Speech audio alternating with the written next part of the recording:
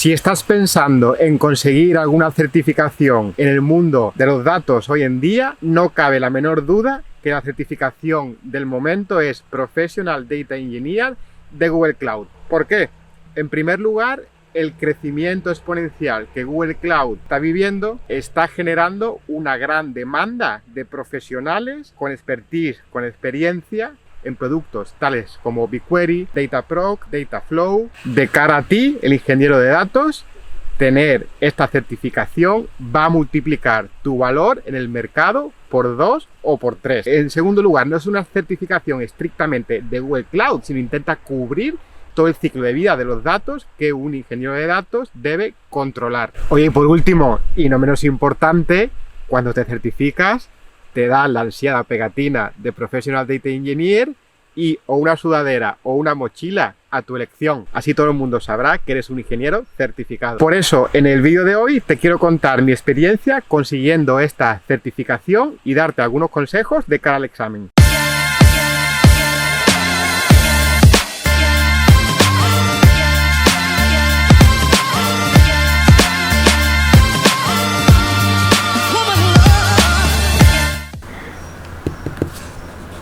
Como muchos de los que seguís el canal sabéis, yo soy ingeniero de datos en Google y es importante decir antes de comenzar el vídeo que las opiniones expresadas en este vídeo están basadas en mi experiencia personal y no representan en ninguna forma las opiniones de mi empleador, en este caso Google. Bien, pues en el vídeo de hoy te voy a hablar de 3 temas. En primer lugar, temas generales de cómo está estructurado el examen. En segundo lugar, consejos, como te decía, desde mi experiencia personal pasando el examen, cosas que creo que son importantes tener muy claras antes de hacer la certificación. Y por último, te voy a dejar con 3 o 4 preguntas de ejemplo.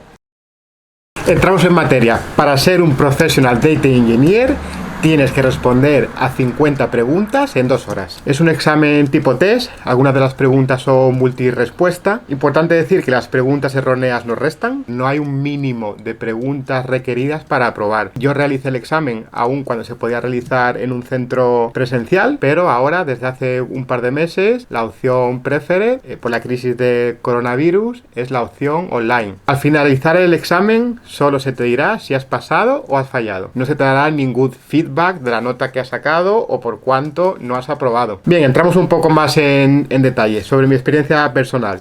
Yo diría que aproximadamente el 70% de las preguntas estaban basadas en escenarios.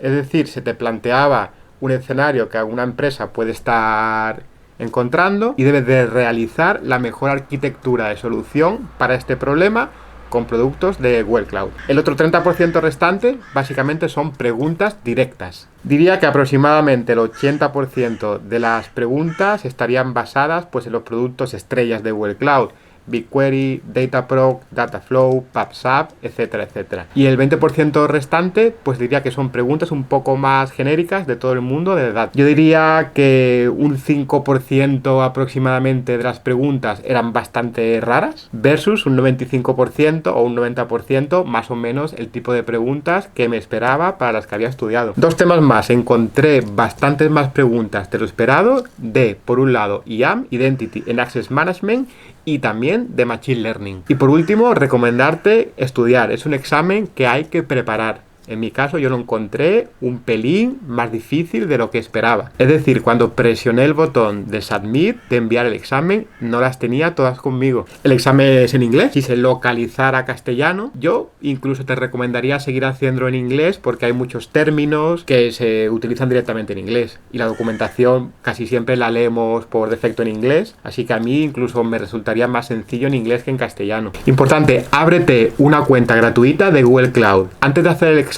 se presupone que tienes cierta experiencia trabajando con los productos de datos de Google Cloud, pues en tu empresa o tu organización. Aún así, te recomiendo que te abras, si no la tienes ya, una cuenta gratuita de Google Cloud donde tienes 300 créditos que lo puedes gastar durante un año. Podrás jugar un poco con BigQuery, con PubSub, con Dataflow, etcétera, etcétera. Y ahora vamos a pasar a repasar en detalle el contenido del examen. Entramos de lleno en quizás la parte más relevante, el contenido en sí. Notar que no vamos a explicar, por ejemplo, qué es BigQuery o qué es Dataflow. Partimos de la base que esto ya lo conocéis y lo habéis estudiado. que sabéis que BigQuery es un Enterprise Data Warehouse en la nube, que sabéis que Dataflow es un sistema de procesado de eventos o que PubSub es un sistema global de mensajería de alto rendimiento. Lo que quiero explicaros en esta sección son detalles concretos que creo que son, siempre desde mi experiencia personal, relevantes de cara a la certificación. Pero en ningún caso quiero decir que solo estudiéis esto, sino más bien sería para dar a puntillar ese último repaso. He dividido esta sección por productos y vamos a comenzar con BigQuery, Dataflow, PubSub y Dataproc. Y he seleccionado algunos puntos llamados como Hot Topics por su relevancia, frecuencia de aparición, etcétera, etcétera. Bien, comenzamos con BigQuery. De BigQuery vas a encontrar un montón de preguntas. Es sin duda alguna la joya de la corona dentro del ecosistema de datos de Google Cloud. Y por ello es normal pues que encuentres muchísimas preguntas, tanto de la parte de arquitectura como de detalles técnicos. BigQuery lo debes conocer inside out. Pero ¿qué cosas se repiten de forma recurrente en el examen? Pues me gustaría contarte 6 o 7 puntos importantes. Gestión de acceso, IAM. Debes de conocerlo perfectamente. Incluso qué roles existen, cuál es el nivel de granularidad mínimo dentro de BigQuery, que de cara al examen es dataset, aunque esto ya los que sigáis el producto habéis visto que va evolucionando. Es importante hacer un comentario de que el examen tiene en cuenta las funcionalidades del producto en un punto en el tiempo. El producto son vivos, va evolucionando, pero esto no quiere decir que en el examen de certificación te vayan a preguntar las últimas características de última generación. Consulta la guía del examen, pues para ver un poco en qué punto hay que hacer este freeze, hay que congelar estas características. Segundo punto, ¿cómo optimizar el coste de BigQuery? Encontrarás un montón de preguntas en este sentido. Recuerda, particionamiento es tu amigo. Esto va bastante linkado al siguiente punto, cómo controlar o ahorrar coste dentro de BigQuery. Pues básicamente recuerda que tienes dos palancas, o gastas menos en storage o haces que tus queries procesen menos datos. Para procesar menos datos has de leer menos. Recuerda que la estrategia de particionamiento es muy efectiva para este fin.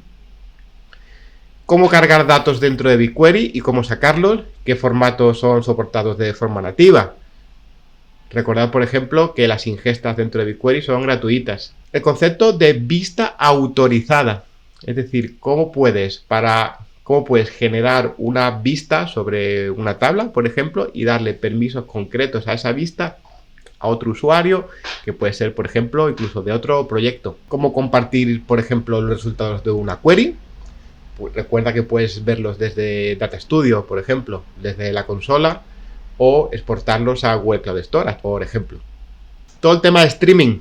Recuerda la Streaming API dentro de BigQuery, que nos va a servir para cargar todos estos eventos conforme se van generando.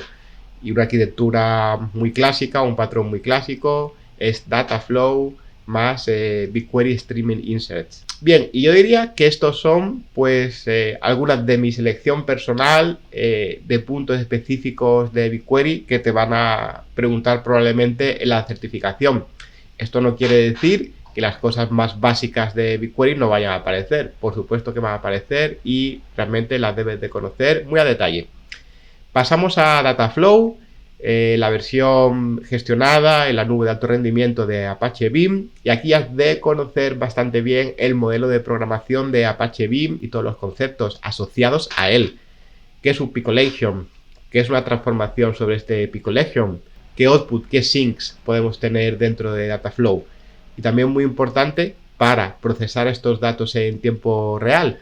Todos los conceptos de windowing, trigger y watermarkings te aparecerán a buen seguro dentro de la certificación. Son conceptos un poco avanzados y te sugiero que estudies la guía de desarrollo de Apache Beam, que te dejaré el enlace en la descripción de este vídeo. Has de tener bastante claro las arquitecturas canónicas de procesado de eventos en tiempo real, que ya sabes que conjugan PubSub para capturar estos eventos y desacoplar el procesado de su generación, Dataflow para transformar y hacer cálculos sobre estos eventos, por ejemplo una media en ventana, y BigQuery, donde depositaremos los datos una vez procesados. Este patrón de estos 3 productos, a buen seguro, te aparecerá en el examen y has de conocer pues las singularidades de las integraciones entre cada uno de ellos. Toda la parte de monitoring y logging que aparecerá pues de forma pervasiva durante todo el examen, pero la parte de Dataflow a mí personalmente me apareció de forma especial. PubSub ya lo hemos ido comentando. Es importante que sepas dónde PubSub tiene cabida, por ejemplo en escenarios de IoT. Recuerdo que estudiando aparece una pregunta sobre un casco conectado que envía eventos, un montón de eventos por todo el mundo. Pues hay que recordar que PubSub es este producto capaz de coger estos eventos de donde se producen y, mediante el concepto de suscripciones, enviarlos a sistemas de downstream para procesado posterior en el pipeline de datos. Has de conocer dónde tiene sentido Kafka y dónde tiene sentido PubSub, y piensa que si bien es una certificación de Google Cloud, hay situaciones donde quizás Kafka tiene más sentido que PubSub. Por ejemplo, si tenemos un sistema on-prem en Kafka, lo queremos migrar a la nube y no queremos cambiar el código. Pues recuerda que dentro de Google Cloud tenemos la opción de tener un Kafka gestionado y no hay ningún problema. Dicho esto, PubSub de alguna forma sí que será la opción preferida, pues por ahorro de costes, performance, etcétera, etcétera. Por la parte de Dataproc, ya sabes, Hadoop, Spark, en la nube. Casi siempre te aparecerá una pregunta de cómo migrar, por ejemplo, trabajos existentes Spark a la nube y cómo optimizarlos en coste. Recuerda que PubSub aquí pues tiene 2 grandes palancas de optimización de costes. Por un lado, el propio concepto de Dataproc, el propio concepto de clústeres efímeros, que tan pronto como termina un trabajo, por ejemplo, de Spark, podemos apagar el clúster. Y el segundo es de Preventable Virtual Machines, donde dentro de un clúster podemos alocar un porcentaje determinado de máquinas de este tipo, de workers de este tipo, que nos harán bajar los costes hasta un 80%. También has de conocer las opciones de storage dentro de Dataproc y recordar que siempre la opción preferida es utilizar Google Cloud Storage. Continuamos con la siguiente lista de productos. Decir que no están puestos en ningún orden concreto, sino básicamente para que entren bien en la slide. Os quiero hablar de DataPrep, ya sabéis, la versión gestionada de Trifacta. Tenéis que conocer qué hace, en qué caso de uso tiene sentido y cuándo posicionarlo en una arquitectura versus Dataflow. Sobre Data Store, yo creo que aparte de conocer el producto y pues su caso de uso fundamental, es importante tener claro todo el concepto de la indexación. Cómo generar un buen índice y tener en cuenta esa problemática de cuando generamos un índice pues con una clave combinatoria que se nos puede ir un poco de madre en el storage y tener este problema de los exploding indexes. Bigtable, hermano dentro de Google Cloud de HBase, Key Value Store de alto rendimiento, es un producto absolutamente fundamental dentro de la suite de Google Cloud y debéis de conocerlo en detalle. Aquí me gustaría resaltar 2 aspectos en concreto. Por un lado, cómo debemos de generar las claves y recordar pues que de alguna forma debemos de hacer append de varios valores para poder llegar a la clave leyendo el mínimo número de filas posibles. Es importante el orden en el que atachamos estos elementos a la clave y por ejemplo el concepto de los reverse timestamp. Os podría salir alguna pregunta directa de cuál es la mejor recomendación, cuál es la mejor estrategia para diseñar una clave o incluso seleccionar cuál sería la mejor clave de algunas opciones que se nos darían. Y el segundo punto tiene que ver con el diseño en sí de las tablas. Recordad, tablas anchas versus tablas estrechas y en qué casos tiene sentido utilizar unas o utilizar otras. También es importante saber cómo podemos mejorar el performance de un clúster de Bigtable. Y tenemos, por ejemplo, la opción, pues obviamente, de añadir más nodos a más coste o de cambiar el tipo de almacenamiento de los nodos de computación del clúster, por ejemplo, pasar de HDD a SSD. Esto tiene sentido realmente en workloads concretos de bastante tamaño. Base de datos relacional, consistente y global. Es importante que tengas en cuenta este último punto, global, ya que yo recuerdo que las preguntas que me aparecieron en el examen hacían bastante hincapié que su sistema capaz de guardar consistencia, capaz de mantener la consistencia de datos a nivel global. Entonces, cuando veas que a la pregunta empieza diciendo algo así, como que tenemos una compañía global que hace transacciones en tiempo real en diferentes geografías, quizás Spanner podría aparecer dentro de la solución. Sobre Cloud Storage, producto fundamental dentro no solo de la suite de datos de Google Cloud, sino yo diría de todo de Google Cloud, es importante que lo conozcas muy en detalle.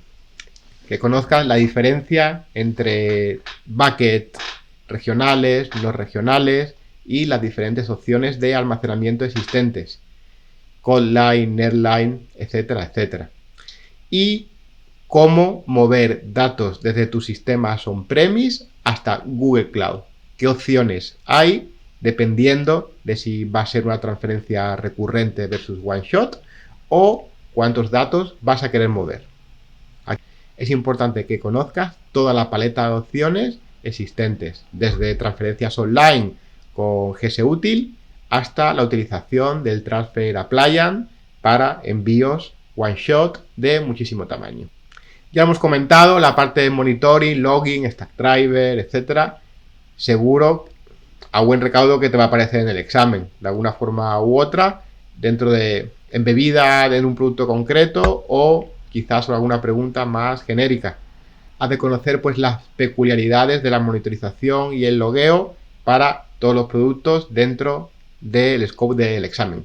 Aquí me gustaría hablaros sobre todo de Cloud Composer, que al igual que DataPrep puede que no sea uno de los productos core, clave dentro de la suite de los productos de data de Google Cloud, pero a una preguntilla de las 50 seguro que os cae.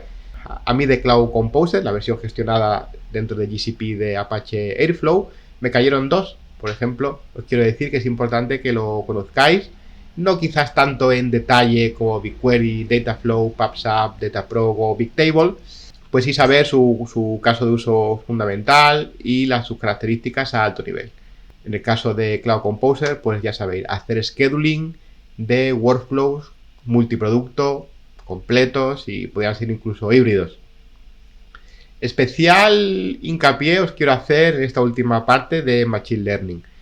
Machine Learning no os van a hacer preguntas, por ejemplo, de desarrollo de modelos en TensorFlow, pero sí que debéis tener claros conceptos generales del mundo de Data Science. Y aquí básicamente dos ámbitos, dos áreas. En primer lugar, conocer pues la problemática dentro de Machine Learning, la diferencia entre un problema de aprendizaje supervisado, no supervisado, clustering versus regresión, etc, etc. Y el ciclo de vida general, pues de preparación de datos, entrenamiento y predicción e inferencia. Y quizás alguna de las métricas fundamentales, como puede ser ROC o AUC. Esto por un lado, conceptos generales, conceptos más teóricos del mundo de Machine Learning, para nada concretos de Google Cloud. Y el segundo ámbito que sí tenéis que tener claro es la solución alto nivel de Machine Learning dentro de Google Cloud. Y saber pues que básicamente tienes tres sabores atendiendo al nivel de complejidad que quieras. Por un lado tienes las APIs de Machine Learning, la API de texto, de visión, donde tienes modelos preentrenados, out of the box, que simplemente tienes que ejecutarlos y tendrás tu predicción, tu inferencia. En segundo lugar, tienes las capacidades de Auto Machine Learning, AutoML, donde Google Cloud automatizará el proceso de generación del modelo. Solo tienes que darle los datos de entrenamiento. Y por último, la versión Do It Yourself, la versión Custom, donde, por ejemplo, con TensorFlow pues puedes llegar hasta todo lo abajo que quieras. Conocer también cosas como aceleradores hardware, GPUs, TPUs o las nuevas capacidades de Machine Learning embebidas dentro de BigQuery. Bien, espero que esta lista de Hot Topics te haya sido útil.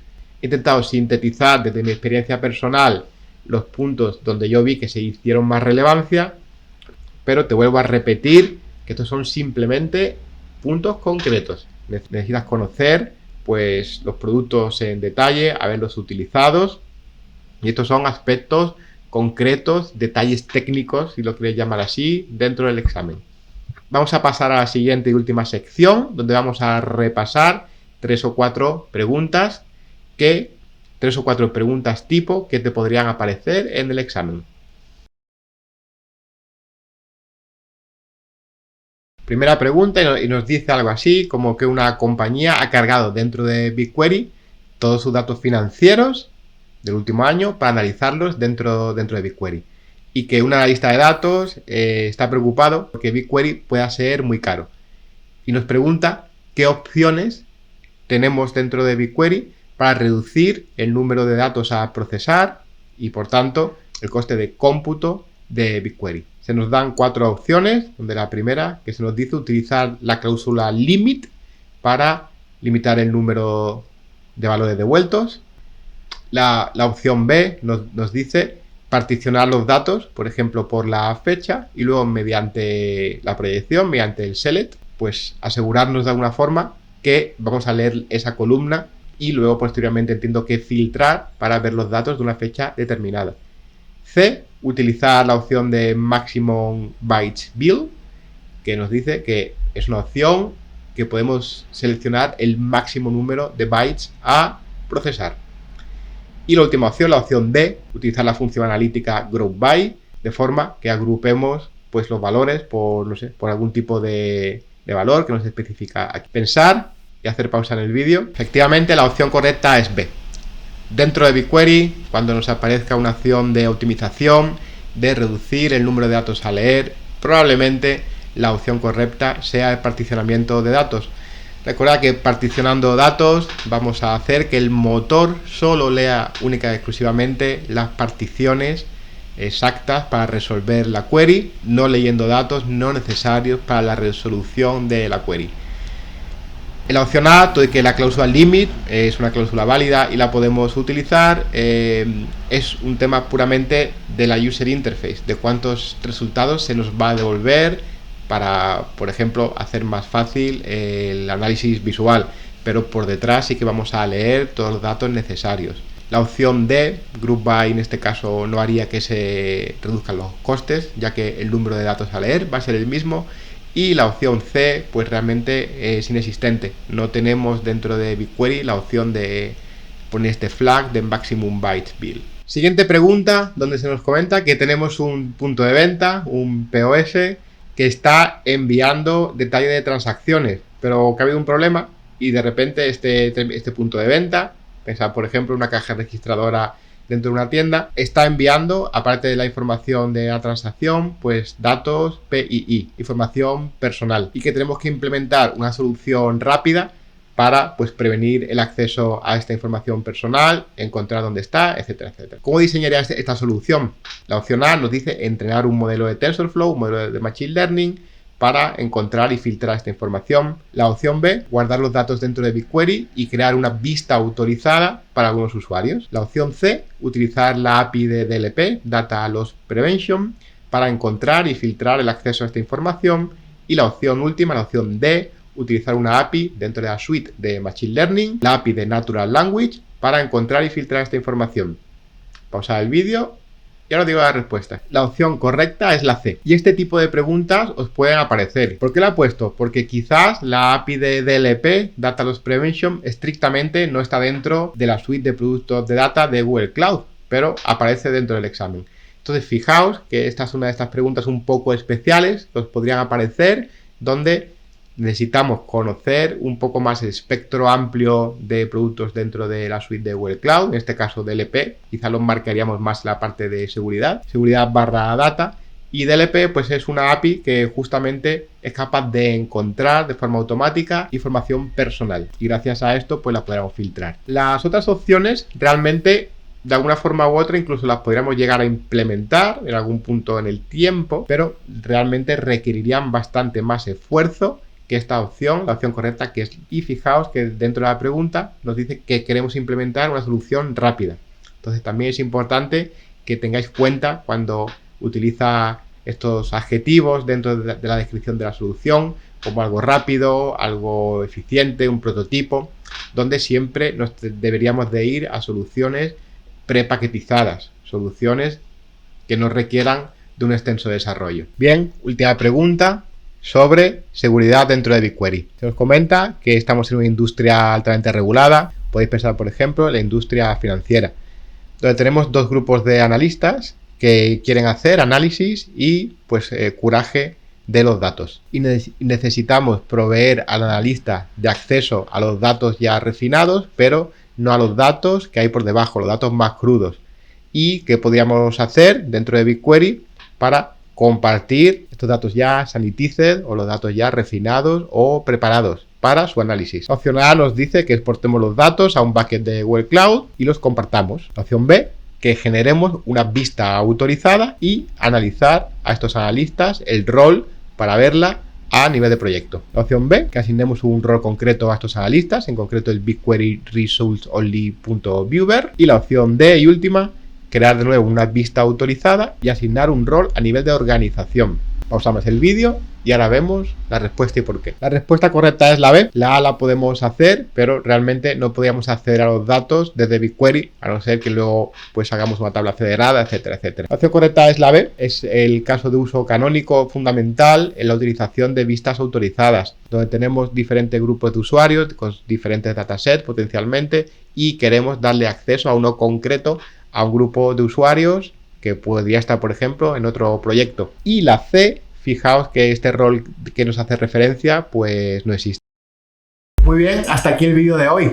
Espero que el contenido os haya sido útil. Si es así, por favor, recordad suscribiros, así tendréis actualizaciones de todo el contenido que voy subiendo. Si hacéis el examen de certificación y aprobáis, ya habéis visto este vídeo y os ha ayudado, por favor, dejadme un comentario. Muchísimas gracias por vuestro tiempo y nos vemos en el siguiente vídeo, aquí en Full Scan.